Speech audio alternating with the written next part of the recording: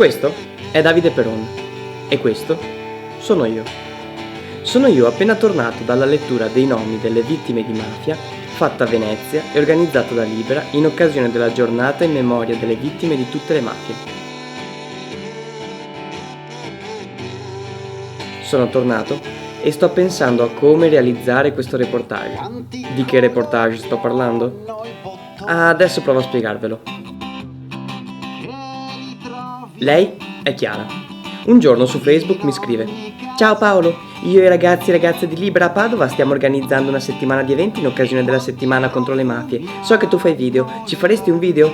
E io: "Sì, certo, faccio video e vi faccio volentieri un video."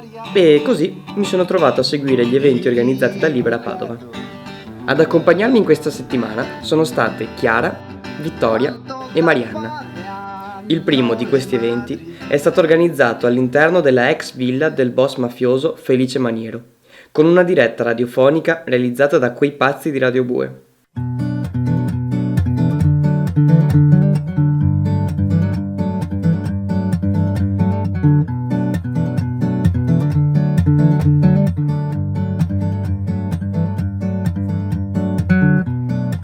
Voi chi siete? Voce alta. Chi siamo? Ma una cosa seria o una cosa... il video per Libera. Dopo deve tagliare. Gioia è responsabile della radio universitaria di Padova. Si chiama Radio Bue ed è una radio di studenti dell'Università di Padova. E Antonio ha avuto l'idea di fare questa diretta sulla tematica della mafia, dell'antimafia. Abbiamo subito detto sì, facciamolo. E perché hai avuto questa idea? Perché essere qui adesso e parlare di queste tematiche è una figata.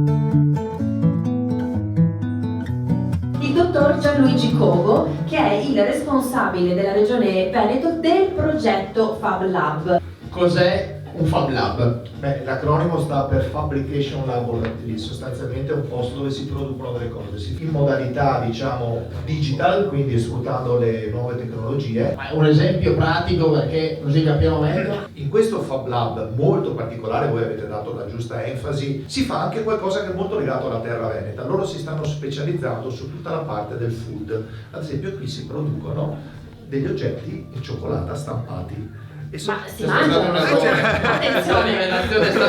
Attenzione perché qui... Io ho questo ricordo, il giorno che siamo venuti qui per l'inaugurazione mi venne mostrata giù la sala dove prendevano, una stanza sostanzialmente, che era quella proprio sottoterra ed era il luogo dove i malavitosi prendevano le loro decisioni che erano distruttive perché distruggevano la vita, distruggevano le cose. Oggi invece in quella stessa stanza si costruiscono delle cose nuove, quindi questi fabbricatori digitali come quelli che portano qualcosa di nuovo, qualcosa di positivo.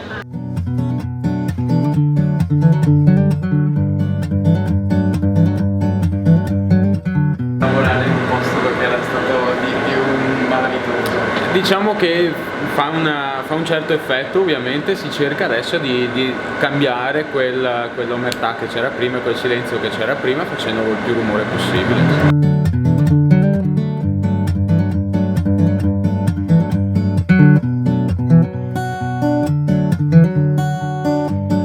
Posso fare la battuta che mi ero preparata? Certo. È stato ritrovato il boss nell'armadio di Sottomarina. Io ho pensato fosse un outfit ricercato. Proprio dici outfit doppianta, ho capito. Vabbè, l'ho voluta fare, me l'ero preparata, è venuta male, non importa. La gente che se ne sta andando via.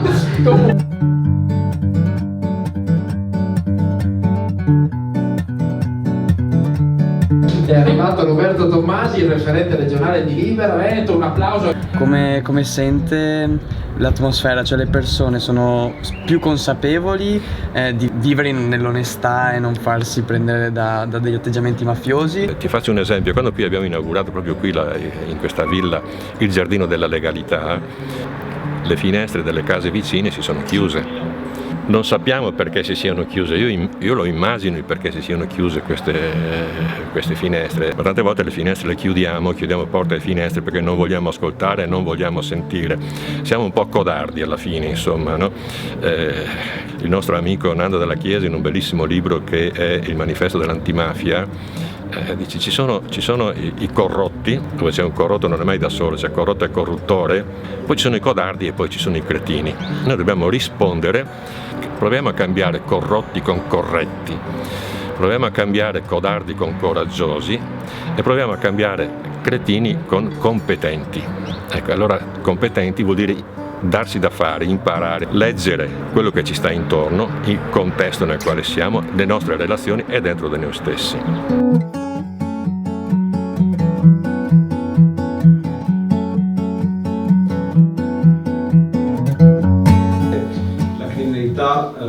Non arricchisce i territori nei quali si radica, ma li va a spogliare, ad impoverire, perché attira delle risorse e le devia rispetto degli utilizzi adeguati. Ci sono molte aziende sequestrate dalla criminalità organizzata nel nord Italia, più di 1300 aziende che in 10 anni sono state confiscate dalla criminalità organizzata e sono state gestite o amministrate o di proprietà di un soggetto condannato per mafia, appunto, e il 25% di questi condannati per mafia sono in realtà persone che apparentemente erano amministratori, imprenditori, azionisti di SRL o di SPA.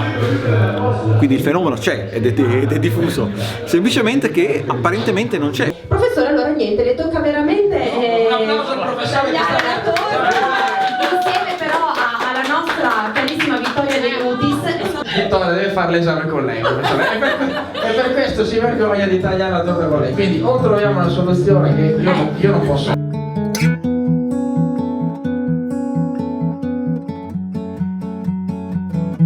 Buona?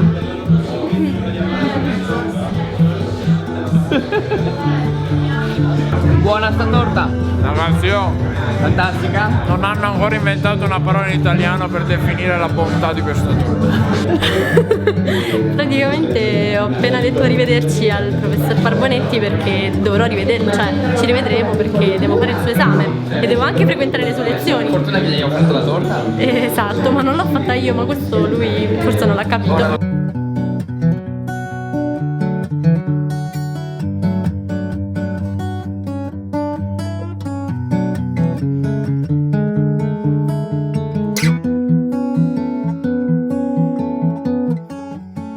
Cioè bisognava farla, non è che ci sia un motivo diverso. È una figata perché bisogna parlarne di queste cose qui, perché sennò questa villa rimane chiusa e se rimane chiusa nessuno sa che esiste magari. Invece noi oggi siamo stati qua assieme a voi di Libera, assieme a tutti quanti ed è stato figo, molto figo.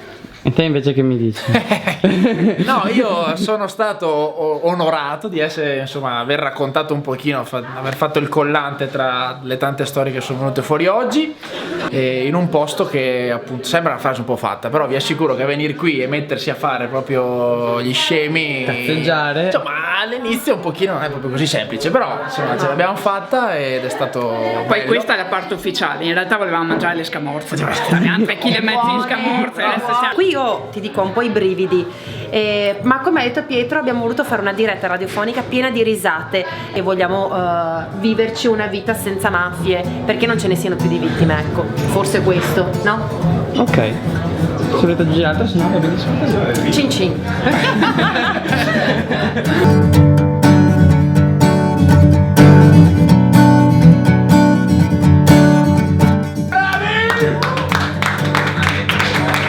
Com'è questa scamorza?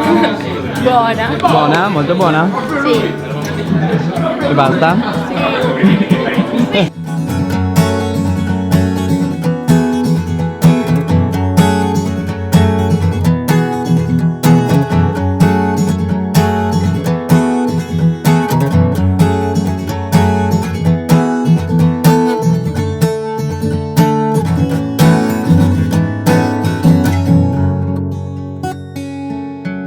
Il giorno successivo, invece, a Palazzo Moroni di Padova, hanno organizzato un incontro. Dal titolo L'inchiesta giornalistica in Italia. I suoi però e i suoi perché, con Emilio Casalini, giornalista di Report e vincitore del premio Ilaria Alpi 2012.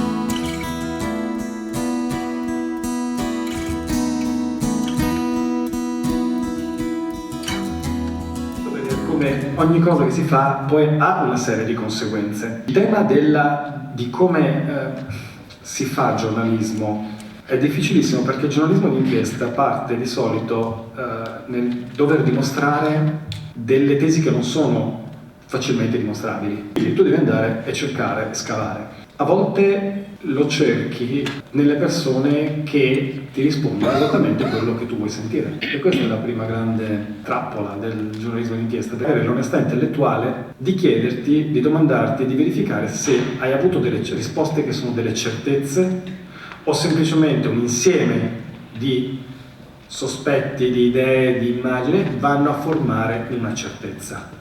La differenza è che tra la verità e la non verità che determina a volte dei disastri sul resto delle persone. Quanto è importante per un giornalista l'onestà intellettuale? Totale. Per me è assolutamente la base assoluta, imprescindibile, anche perché non c'è nessuno che ti controlla come te stesso. Tu lo sai, se stai fregando qualcuno puoi manipolare tutto in un modo straordinario. Quanto Libera e associazioni come Libera aiutano la legalità? Tantissimo, perché è il coraggio di tirare fuori la cosa, è uno storytelling della legalità. Quando tu hai uno storytelling o una narrazione dell'illegalità che tu vedi quotidianamente, è quella che ti comincia a permeare dentro al tuo DNA, ci nasci. Allora, quando tu fai iniziare una narrazione rovescia, alternativa a questo, inizia a combattere allo stesso modo di quanto un'inchiesta giudiziaria inizia a far capire che c'è un'altra narrazione, anche solo il pensiero che ci sia un'altra narrazione, un'altra gestione del territorio, un altro modo di vivere anche onestamente e dignitosamente e non da sfigati. Ecco, qui è già cominciato a cambiare, è l'unica strada per cambiare. Una volta c'era la televisione in bianco e nero e ci si fidava del telegiornale, adesso ci sono tantissime verità. Questo può essere un qualcosa di positivo per il futuro oppure no? Cioè ognuno deve diventare più cosciente di cosa legge e cosa vede. Hai detto la stessa cosa, bellissimo, perché la risposta è la stessa. Uno deve essere cosciente, molto più cosciente di quello che vede, e questa è una cosa positiva per il futuro. Questo è positivo, secondo me? Assolutamente sì, perché è molto meglio poter scegliere rispetto a non scegliere, cioè non avere alternative impedisce la possibilità di sviluppare un proprio pensiero, nell'altra la possibilità ce l'hai invece, poi sta a te decidere come utilizzarla. Ma oggi sei andata a lezione dal tuo professore? Sì, oggi sono andata a lezione di ragioneria, sono arrivata in ritardo, però insomma volevo far vedere a Parbonetti che ogni tanto, cioè che ci sono attenta e partecipo.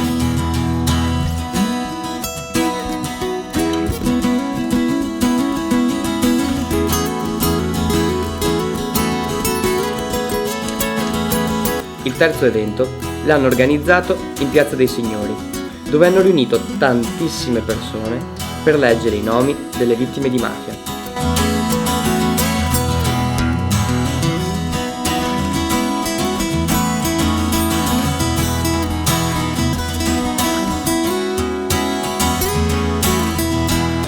Quindi adesso leggiamo i nomi delle vittime innocenti di mafia, ci siamo organizzati, siamo una cinquantina di persone, ognuno con i suoi 7, 8, 10 nomi, e così facciamo il nostro, li ricordiamo almeno per un secondo. Vogliamo ricordarli tutti, le vittime innocenti delle mafie e delle stragi, quelli di cui conosciamo le storie, quelli di cui sappiamo solo il nome, ma anche i tanti dei quali non abbiamo ancora conoscenza.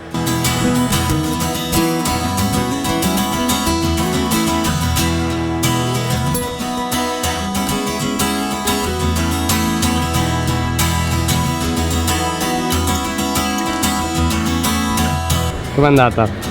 Bene, bene. Bene. È stata gente, partecipazione, adesso c'è anche calore umano.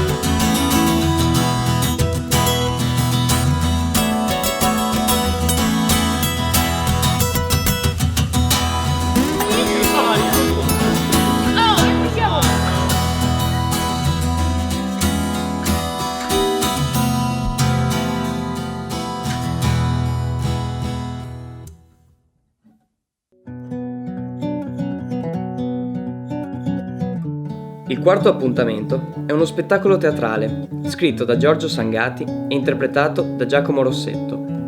Il titolo dello spettacolo è Malabrenta. Si tratta di un monologo nel quale un possibile amico del boss mafioso Felice Maniero racconta tutta la storia della Mala del Brenta. Uno spettacolo che tiene incollati gli spettatori all'unico interprete in scena, che a fine serata riceve un lunghissimo e meritato applauso.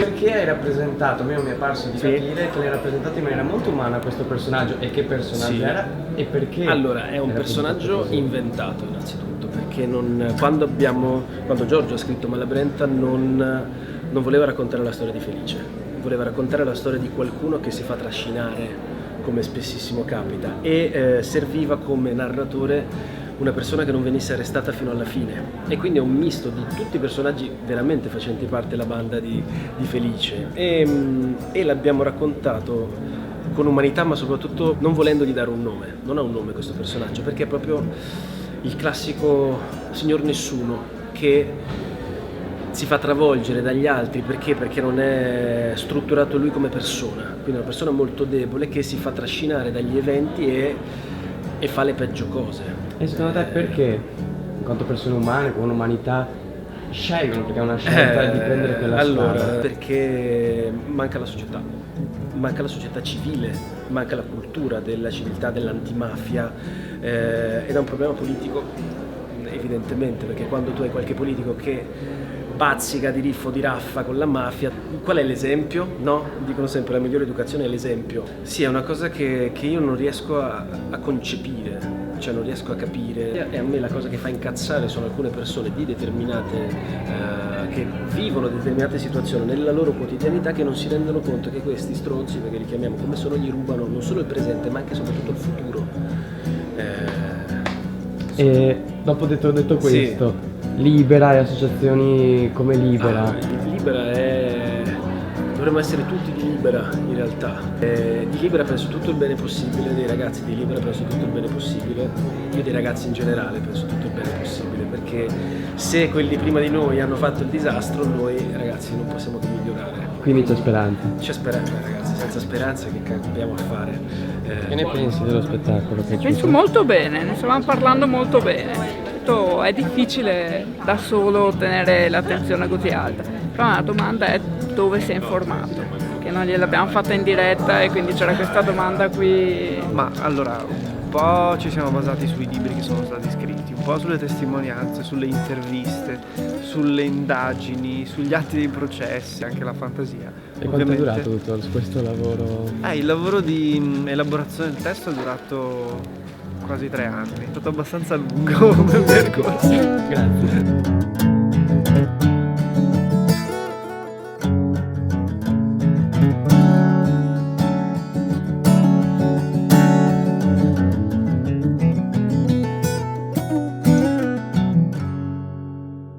Le giornate si susseguono frenetiche e l'ultimo appuntamento a cui partecipo con gli amici e le amiche del presidio Silvia Ruotolo di Padova è la lettura, organizzata da Libera Veneto, dei nomi delle vittime delle mafie in campo Santa Margherita a Venezia, in occasione della giornata della memoria e dell'impegno in ricordo delle vittime innocenti di mafia.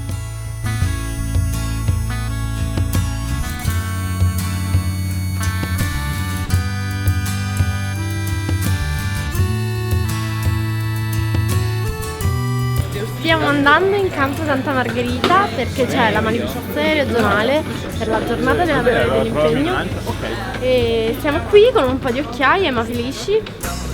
Saliamo molti scalini perché ce ne sono davvero molti a Venezia, maledizione. Ma tutto bene, tu come stai? L'ultima fatica, io tutto bene, grazie. Chiara? Chiara oggi si laurea, infatti in bocca al lupo Chiara. Perché cercare tanto poi si cercherà, perché sentire tanto poi si sentirà. La musica è importante per combattere le mafie, ma combattere tutto il male che c'è, perché la musica io credo sia una forma di bellezza assoluta e la soluzione a tutti i mali. V'è un angolo di luce.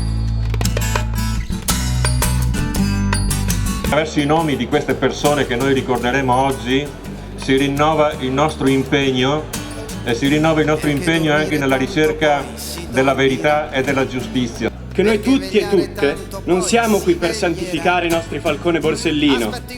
Noi oggi dobbiamo ricordarci che le loro idee e le loro battaglie sono le nostre e che camminano con le nostre gambe ogni giorno. La responsabilità è nostra.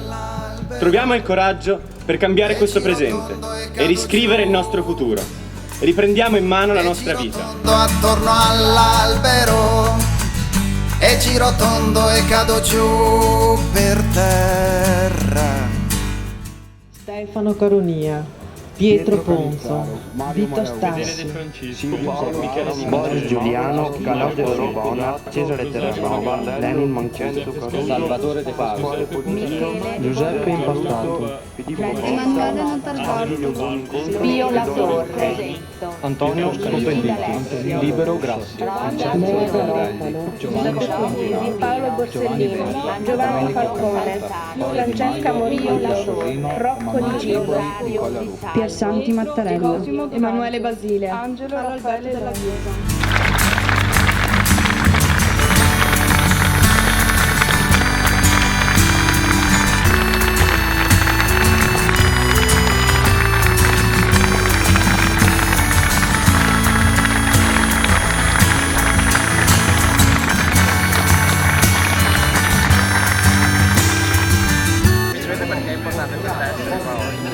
Per me è molto importante perché credo che in una terra come il Veneto, dove non esistono spesso gli anticorpi culturali e sociali per la legalità, è molto importante parlarne e continuarne a parlare soprattutto ai giovani. Prima di tutto è importante mettersi in marcia e muoversi soprattutto verso un obiettivo. Importante è esserci ogni anno per ricordare un impegno che deve essere portato avanti. Essere qua oggi insieme in contemporanea a tutte le altre città d'Italia ha proprio il valore di dire non stiamo lottando per una realtà isolata, una realtà separata, stiamo lottando per una realtà che in realtà è comune. C'è un angolo di luce.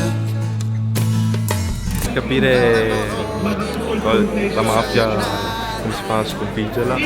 Ad avere speranza in un mondo più pulito. Essendo un cittadino di questo paese mi sento di dover combattere una battaglia verso chi questo paese lo ostacola.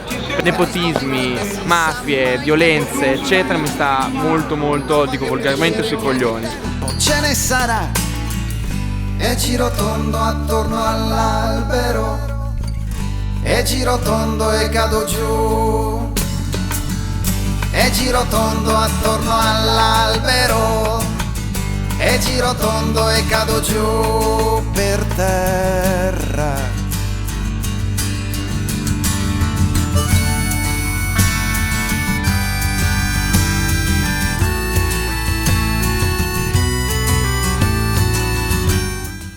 Stanco e contento della lunga settimana di eventi, vi posso dire, ecco, questo è il reportage di cui vi parlavo all'inizio. Cosa ho visto in questa settimana? Tante belle persone, con una gran voglia di fare. Come dice la canzone di Davide Peron, v'è un angolo di luce molto forte.